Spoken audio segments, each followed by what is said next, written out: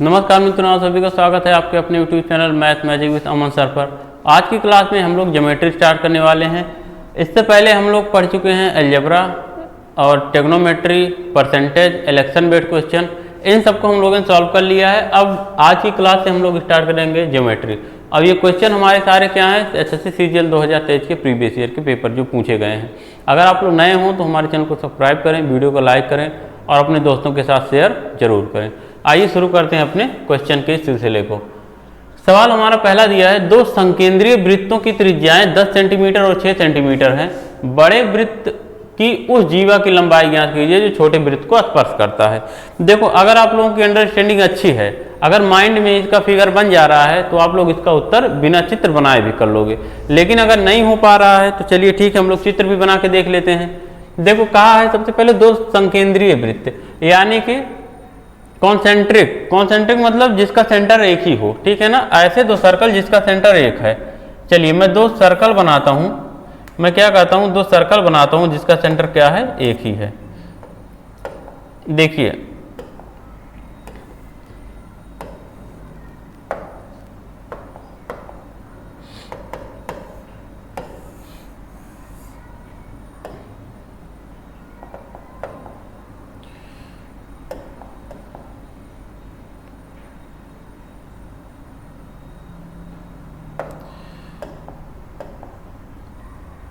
नहीं बन पा रहा है, देखो ऐसे बना दे रहा हूँ।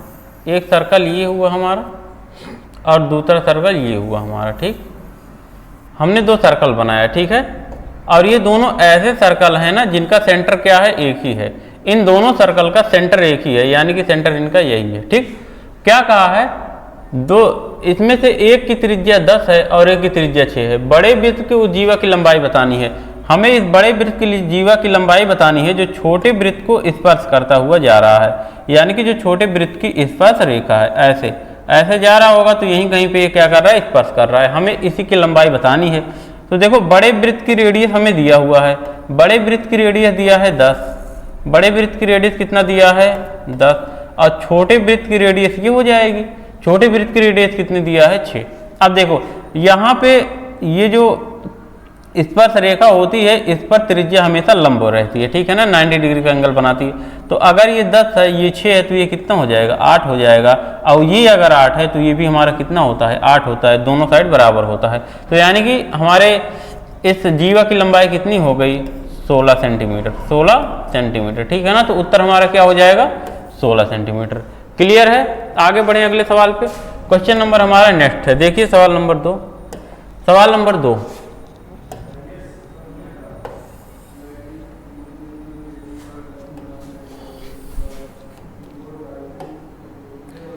क्वेश्चन नंबर 2 में क्या दिया हुआ है, यदि देखो एक हमारा यहाँ पे angle m equal to Z है और AC equal to X Z है, तो त्रिभुज ABC और त्रिभुज XYZ के सर्वांगसम होने के लिए निम्न में से कौन सी शर्त आवश्यक है।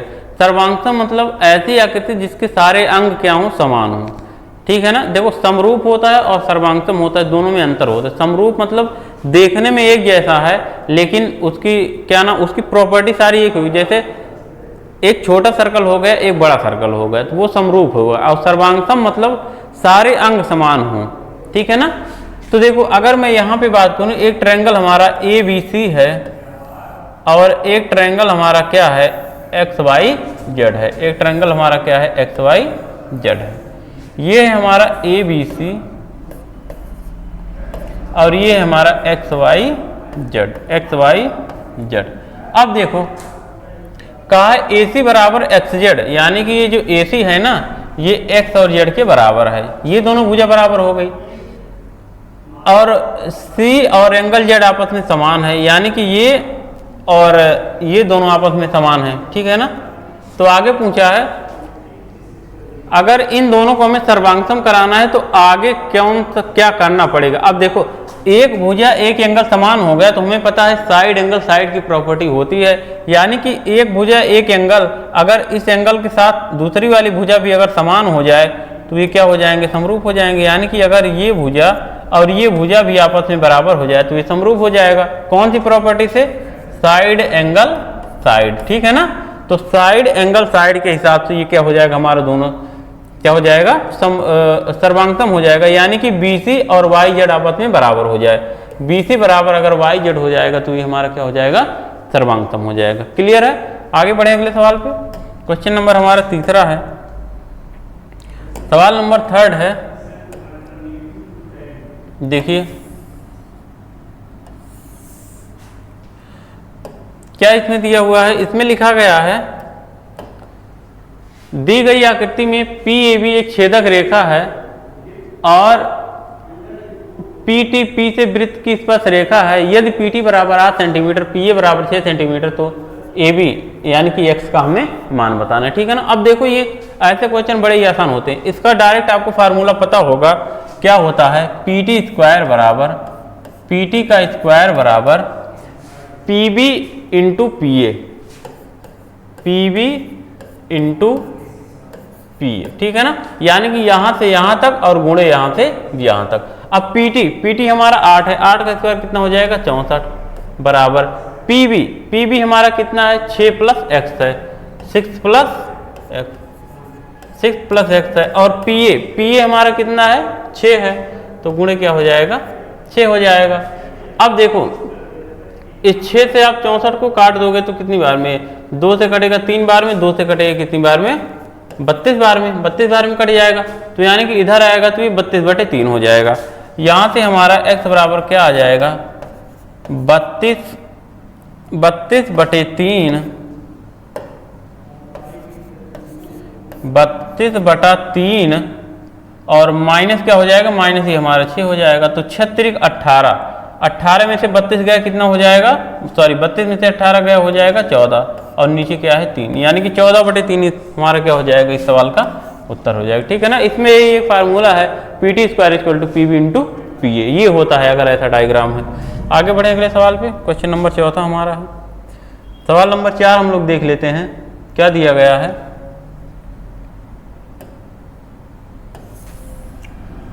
देखिए सवाल नंबर 4 में लिखा है, यदि त्रिभुज ABC में BC का मध्य बिंदु D है और कोण A बराबर 90 है, तो AD बराबर, सबको पता है AD जो है वो कोण का क्या हो जाएगा, सॉरी वो कर्ण का क्या हो जाएगा, आधा हो जाएगा। ठीक है ना। तो देखो ये आपके सामने त्रिभुज ऐसे बना, राइट एंगल ट्रायंगल की बात किया है। A कोण हमारा 90 डिग्री है, इसको हम लोग B मान लेंगे और इसको C मान लेंगे। कहा है BC का मध्य बिंदु D है। अगर BC का मध्य बिंदु D है, मैं इसके मध्य बिंदु को मिलाऊंगा तो ये जो हमारा होता है, ये AD होता है, ये कर्ण का क्या हो जाता है, आधा हो जाता है। ठीक है ना। यानी कि ये और ये तीनों आपस में बराबर हो जाते हैं। तो यानी कि कर्ण का आधा हो जाएगा। कर्ण हमारा क्या है, CB है, तो CB/2 हो जाएगा। यही बराबर कितना होगा, AD होगा। ठीक है ना। ठीक, ये डायरेक्ट पूछा गया है सवाल। CB यानी कि BC, CB या BC बात एक ही है। ठीक, आगे बढ़े अगले सवाल पे। सवाल नंबर 5, क्वेश्चन नंबर 5।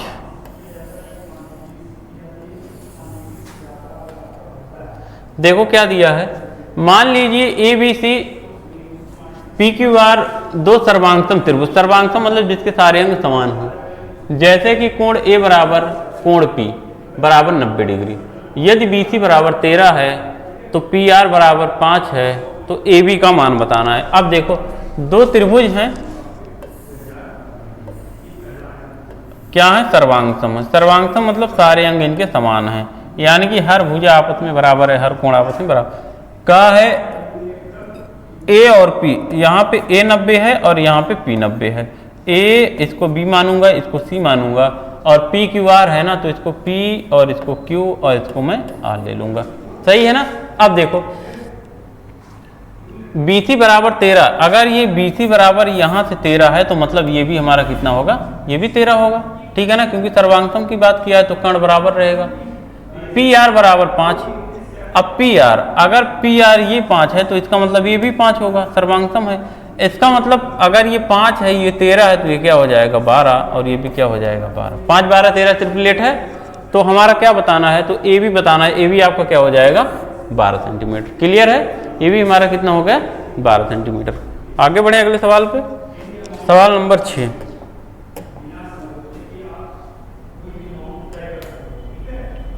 देखो क्वेश्चन नंबर 6,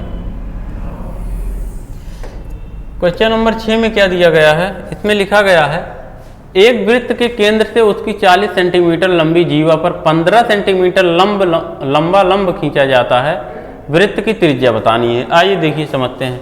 सबसे पहले मैं बनाऊंगा एक सर्कल, ठीक, एक वृत्त हमने बना दिया। वृत्त के केंद्र से उसकी 40 सेंटीमीटर लंबी जीवा पर, ये है इसका केंद्र, इसके केंद्र से, ठीक है ना, उसकी 40 सेंटीमीटर लंबी जीवा पर एक कोई जीवा है इसमें जिसकी लंबाई 40 सेंटीमीटर है, यहाँ से लंब डाला गया। अगर लंब डाला जाएगा तो ये BCA हो जाएगा और BCA आधा आधा बांट देगा लंब।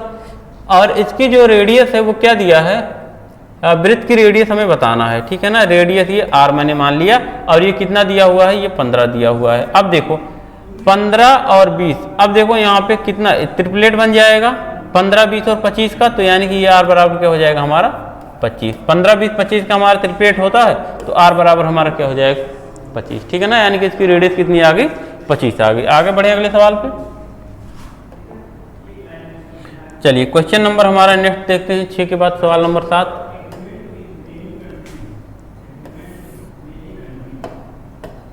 देखो सवाल नंबर 7 क्या दिया है, इसमें हमारे पास लिखा गया है और इसी में से उत्तर को बताना है, ठीक है ना। सही और गलत की बात किया गया। निम्नलिखित में से कौन सा कथन गलत है, देखो हमें रॉन्ग आंसर बताना है। यदि जीवा को वृत्त के बाहर दोनों सिरों पर बढ़ाया जाता है तो इसे छेदक रेखा कहा जाता है। जैसे कोई सर्कल है, अगर ये एक सर्कल है, ठीक है ना, ये जीवा है, अगर इसको दोनों साइड आप बढ़ा दोगे तो यही तो छेदक रेखा होगी। छेदक रेखा मतलब ऐसी जो वृत्त को छेद दे आर पार, तो ये छेदक रेखा हो गई। तो ये मतलब ये तो सही है, हमें गलत बताना है। स्पर्श रेखा संपर्क बिंदु पर वृत्त की त्रिज्या के लंब होती है। अब देखो अगर यहाँ से कोई स्पर्श रेखा ऐसे जाए, इसकी स्पर्श रेखा यहाँ से कोई ऐसे इसकी गुजरे और यहाँ से त्रिज्या से इसको मिलाया जाए तो ये तो लंबी होता है, सबको पता है ये 90 डिग्री बनता है, तो इसका मतलब ये भी सही है। आगे देखो स्पर्श रेखा वृत्त के केवल एक बिंदु को स्पर्श करने वाली रेखा होती है, ये भी बात सही है भाई। स्पर्श रेखा वृत्त पर केवल एक ही जगह स्पर्श करती है, दो जगह एक रेखा एक वृत्त को एक से ज्यादा जगह स्पर्श नहीं कर सकती, तो मतलब ये भी सही है। अगर 3 सही हैं तो ये वाला हमारा क्या हो जाएगा, अपने आप गलत हो जाएगा। लिखा क्या है, एक रेखा जो एक वृत्त के 2 अलग अलग बिंदुओं को काटती है स्पर्श रेखा कहलाती है। नहीं, स्पर्श रेखा नहीं तो छेदक रेखा कहेंगे, ठीक है ना। चलिए आगे बढ़े अगले सवाल पे। सवाल नंबर 8 हमारा, देखिए क्वेश्चन नंबर 8 में क्या है। सवाल आपका दिया हुआ है ए बी केंद्र O वाले एक वृत्त का व्यास है, P इस पर एक बिंदु है। यदि कोण AOP बराबर 95 तो OBP का मान बताना है। देखिए हमारे पास AB के O एक वृत्त का व्यास है। सबसे पहले तो हम लोग एक बनाएंगे सर्कल, ठीक, एक सर्कल बना लिए। कहा है AB केंद्र O वाले वृत्त का व्यास है, ठीक है ना। एक व्यास है, केंद्र O है और व्यास है ये AB व्यास मतलब त्रिज्या का 2 गुना, ठीक है ना। केंद्र O है, P इस पर एक बिंदु इस प्रकार है, यानी कि इस वृत्त पर कोई बिंदु P है, मैंने P यहाँ पे मान लिया कि AOP बराबर 95, यानी कि AOP जब ऐसे मिलाया जाता है तो ये कितना बन रहा है 95 डिग्री का, ठीक, 95 डिग्री। तो OBP का हमें मान बताना है, OBP यानी कि हमें ये वाला कोण बताना है, ये वाला कोण, इस कोण का मान बताना है। अब देखो ये तो बड़े आराम से निकल जाएगा। अगर ये 95 है, ये 95 है, तो ये बाह्य कोण है इसका, और बाह्य कोण क्या होता है, इन दोनों कोण के योग के बराबर होता है। और ये दोनों कोण आपस में बराबर होंगे। अगर ये थीटा है तो ये भी कितना होगा, थीटा ही होगा हमारा। क्यों होगा, क्योंकि ये भी रेडियस है और ये भी रेडियस है, बराबर भुजा के सामने का कोण बराबर होता है। तो यानी कि ये इन दोनों का अगर सम 95 है तो अलग अलग इन दोनों का मान कितना हो जाएगा 95/2, यानी कि 95/2। 95/2 का मतलब क्या, 47.5। 47.5 हमारा क्या हो जाएगा, उत्तर हो जाएगा। क्लियर है बात, समझ में आ रही है ना। आगे बढ़े अगले सवाल में। सवाल नंबर 10, क्वेश्चन नंबर 10 देखिए। अच्छा सॉरी, क्वेश्चन नंबर 9 है, 8 था ना, 8 के बाद 9 है। देखिए क्या लिखा गया है, सवाल में हमारे दिया हुआ है दी गई आकृति में जी वृत्त का केंद्र है, चलो ठीक है, ये केंद्र है, सेंटर है जी। कोण ए जी बी 132 डिग्री दिया हो तो कोण ए सी बी का मान बताना। ए सी बी सबको पता है, अगर ये 132 है तो इसका आधा ये हो जाएगा, यानी कि 66 डिग्री हो जाएगा। ठीक है ना, ये प्रॉपर्टी पता है ना। एक ही चाप द्वारा केंद्र पर बना कोण परिधि पर बने कोण का 2 गुना होता है, या दूसरी भाषा में परिधि पर बना कोण केंद्र पर बने कोण का आधा होता है। तो केंद्र पर बने कोण का आधा हो जाएगा ये वाला, यानी कि 66 हो जाएगा। क्लियर है ना। आगे बढ़े अगले सवाल पे। क्वेश्चन नंबर नेक्स्ट है हमारा सवाल नंबर 10। देखिए क्या लिखा है, दिया है एक वृत्त में एक 14 सेंटीमीटर लंबी जीवा वृत्त के केंद्र से 24 सेंटीमीटर की दूरी पर है। वृत्त की त्रिज्या की लंबाई। देखो ऐसे सवाल में हमें कुछ नहीं करना होता है, बहुत ही आसान होता है। सर्कल की बात किया है, उसकी 14 सेंटीमीटर लंबी जीवा है, वृत्त के केंद्र से 24 सेंटीमीटर की दूरी पर है। अगर इसका चित्र ना बनाया जाए ना, ये तो भी लग सकता है, लेकिन फिर भी आप लोगों को दिखाने के लिए मैं चित्र बना दूंगा। एक इसकी जीवा है, ये कोई जीवा है, मैंने ए बी मान लिया, जीवा ए बी है। ठीक, यहाँ पे सर्कल इसका सेंटर ओ है और ओ से जीवा पर लंबाई डाली गई है। ये दूरी कितनी है, 24 है। 14 सेंटीमीटर लंबी जीवा, जीवा अगर ये 14 सेंटीमीटर है तो इसका मतलब ये भी 7 हो जाएगा, ये भी 7, और ये कितना है, ये 24 है। आपको पता है 7, 24, 25 का ट्रिपलेट होता है, तो रेडियस कितना हो जाएगा, 25 हो जाएगा। अगर रेडियस ऊंचा है तो वृत्त की त्रिज्या की लंबाई कितनी हो जाएगी, 25 हो जाएगी। 25 हमारा क्या बन जाएगा, आंसर बन जाएगा। ठीक है ना। पाइथागोरस हमने लगाया है, 7, 24, 25 का ट्रिपलेट होता है। ठीक है ना, पाइथागोरस से आ जाएगा उत्तर। अगर आप लोग भाई पढ़े होंगे तब तो समझ में आएगा, अगर अच्छे से नहीं पढ़े होंगे तो बाउंस जरूर कर जाएगा। ठीक है ना, तो समझ में नहीं आएगा। चलिए अगला सवाल देखते हैं। सवाल नंबर 11 दिया है, देखो एक्स वाई जेड सर्वांगसम है एल एम आर, तो m plus x plus P का हमें मान बताना है। अगर ये दोनों सर्वांगसम है, यानी कि एक्स वाई, ये एक्स वाई किसके बराबर है, एक्स वाई है हमारा एल एम हमारा कहाँ है, ये वाला। ठीक, एक्स वाई एल एम हो गया। वाई जेड हो गया एम आर, वाई जेड ये वाई जेड है, एम आर कहाँ पे है, वाई जेड इसके बराबर है, यानी कि तीसरी भुजा अपने आप इसके बराबर हो जाएगी। यानी कि 2m प्लस 1 बराबर 5 के, तो 2m बराबर कितना हो जाएगा, 4, तो m बराबर क्या आ जाएगा, 2। m बराबर हमारा क्या आ जाएगा, 2। आगे देखो ये भुजा इसके बराबर है, 2p धन 2 बराबर 8 के, तो यहाँ से 2p बराबर 6, तो p बराबर क्या हो जाएगा, 3 हो जाएगा। आगे देखो ये भुजा हमारी इसके बराबर है, 2x माइनस 1 बराबर 7 के, 2x बराबर 8, तो x बराबर क्या आ जाएगा आपका, 4 हो जाएगा। ठीक है ना, तो ये हो गया। यानी कि इसी को हमें सबको जोड़ना है, 4 3 7 4 11, तो इसका उत्तर क्या आएगा हमारा 11। सवाल में आपके आंसर क्या दिया है, 9। 11 तो है ही नहीं, 11 तो है ही नहीं, दो सबको हमें जोड़ना ही है। 4, अच्छा 4 3 7 2 9 ही होगा, सही है। 4 3 7 और 2 9 हो जाएगा, तो इसका उत्तर क्या आ जाएगा आपका, 9 हो जाएगा। ठीक, क्लियर है इतनी बात। आगे बढ़े अगले सवाल पे। कोई समस्या, कोई दर्द होगा तो बताइएगा जरूर कमेंट बॉक्स में। चलिए आगे बढ़ते हैं अगले सवाल पे। सवाल नंबर हमारा 12 है। क्वेश्चन नंबर 12 में देखो क्या दिया है, एक त्रिभुज की 3 भुजाओं की लंबाई 30 सेंटीमीटर 42 सेंटीमीटर और x है, तो निम्नलिखित में से कौन सा सही है। देखो त्रिभुज बनने का तरीका क्या होता है, जब भी हम कोई त्रिभुज बनाते हैं तो उसमें 3 भुजाएं होती हैं, 3 भुजाएं होती हैं। त्रिभुज में 3 भुजाएं होती हैं। त्रिभुज की 2 भुजा का योग हमेशा तीसरी भुजा से बड़ा होगा और 2 भुजा का अंतर हमेशा तीसरी भुजा से छोटा होता है। अगर ऐसा नहीं है तो त्रिभुज का बनना संभव नहीं होगा। तो इसका मतलब अगर हमें 2 भुजा पता है और तीसरी भुजा x है, तो ये जो x है ना, ये छोटा होगा किससे, इन दोनों के अंतर से, सॉरी इन दोनों के योग से। इन दोनों का योग कितना हो जाएगा, 40 30 70 2 72। 72 से ये हमेशा क्या होगा, छोटा होगा। 72 से क्या होगा, ये छोटा होगा। और बड़ा किससे होगा, इनके अंतर से। और क्या होगा, अंतर से, इन दोनों के अंतर से। इन दोनों का अंतर कितना हो जाएगा, 12। और 12 से क्या होगा, हमेशा बड़ा होगा। यानी कि 12 से बड़ा होगा ये और 72 से छोटा होगा। तो जहाँ भी ये होगा वही हमारा उत्तर हो जाएगा। यहाँ तो है नहीं, यहाँ भी नहीं है, आपका यहाँ तो 12 से छोटा है लेकिन बराबर भी दिया है तो यहाँ भी नहीं होगा, तो हमारा ये वाला हो जाएगा। देखो 12 से छोटा है x लेकिन 72 से क्या है बड़ा, ओ सॉरी 72 से छोटा है लेकिन 12 से क्या है बड़ा है, 12 छोटा है x बड़ा है। ठीक, आगे बढ़े। सवाल नंबर अगला है हमारा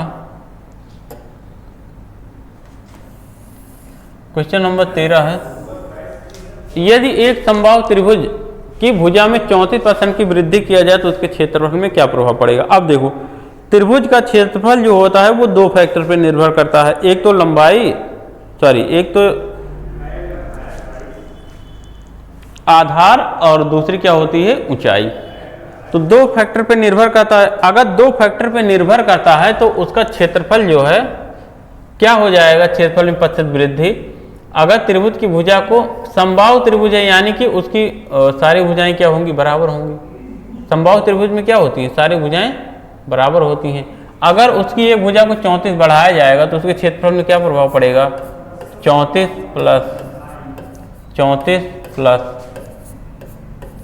गुणे 34 बटा 100, 34 गुणे 34 बटा क्या हो जाएगा 100 हो जाएगा। हमने कौन सा सूत्र लगा दिया, x plus Y plus X Y by 100 का, ठीक है ना, एक ही बार में निकल जाएगा। ये 30 30 60 8 68 हो गया और प्लस 34 34 का गुणा। अब देखो हम लोग इकाई अंक से कर सकते हैं, इन दोनों का 4 चौके 16, अंत में 6 आएगा और दशमलव मान लो 2 अंक बाद लगेगा, 2 अंक बाद दशमलव लगेगा और अंत में 6 आएगा। तो अंत में यहाँ 5 तो आएगा नहीं, यूनिट डिजिट 5 नहीं आएगा, 5 नहीं आएगा तो ये हमारा क्या हो जाएगा 79 हमारा क्या होगा उत्तर हो जाएगा, ठीक है ना। अब आज 34 का वर्ग भी कर सकते हो, कोई बड़ी बात नहीं है, तो भी निकाल लेना तो भी वही आएगा। सवाल नंबर 14,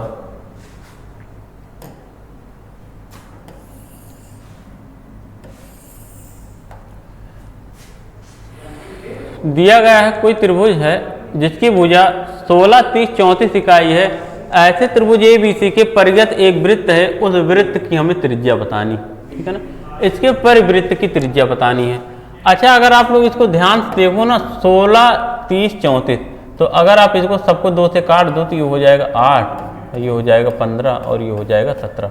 8 15 17 का त्रिप्लेट होता है, यानी कि ये जो आपको दिया हुआ है ये समकोण त्रिभुज है। इसका मतलब ये हमारा क्या है समकोण त्रिभुज है, और जिसकी कर्ण वाली भुजा क्या है हमारी 34 है और एक 16 है और एक कितना है 30 है।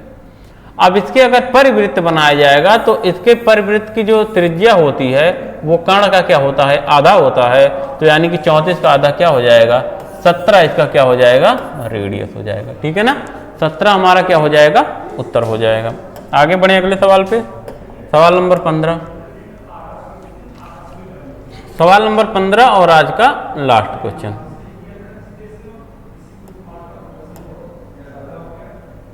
चलिए सवाल नंबर 15 देखिए, 16 सेंटीमीटर और 18 सेंटीमीटर त्रिज्या वाले दो वृत्तों के केंद्रों के बीच की दूरी 26 है। दोनों वृत्तों की उभयनिष्ठ स्पर्श रेखा की लंबाई बताना है। उभयनिष्ठ स्पर्श रेखा मतलब DCT, direct common tangent, DCT की हमें लंबाई बतानी है। DCT बराबर आपका क्या होता है अंडर रूट, इसका सूत्र क्या होता है under root D square minus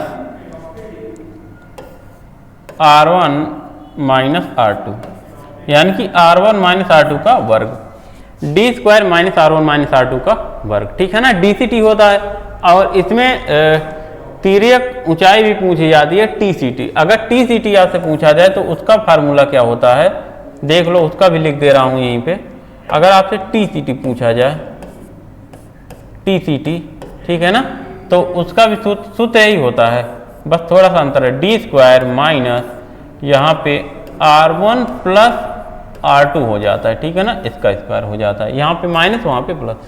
तो हमें यहाँ पे DCT बताना है उभयनिष्ठ स्पर्श रेखा की लंबाई, ठीक है ना। तो यानी कि DCT का मान बताना है, ये हो जाएगा D स्क्वायर, यानी कि बीच की दूरी कितनी है केंद्रों के बीच की दूरी 26, यही होता है हमारा D।